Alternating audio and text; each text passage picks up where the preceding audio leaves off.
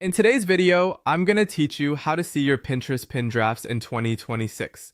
If you've started creating a pin but didn't finish it right away, Pinterest lets you save that work as a draft so you can come back to it later.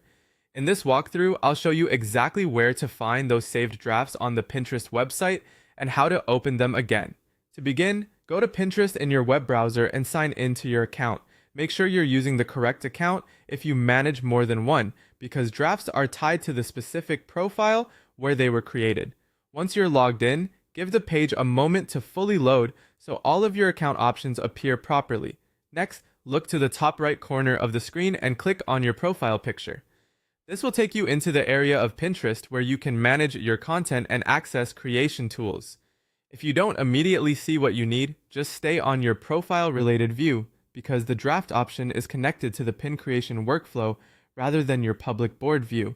From there, click Create and then choose Create Pin. This opens the pin editor, which is the same place you use when making a brand new pin.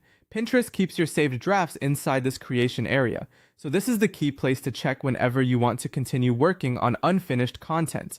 Once the Create Pin page opens, look for a draft section. If you have any saved pin drafts, they should appear there.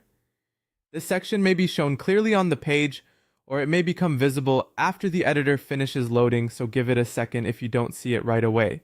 If no drafts appear, that usually means there aren't any saved drafts currently available in that account on the web version. When you find your draft, click to open it.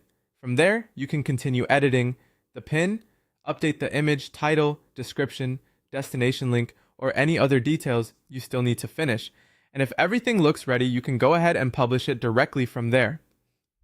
A quick tip before you finish: review the draft carefully before posting, especially if it was saved a while ago.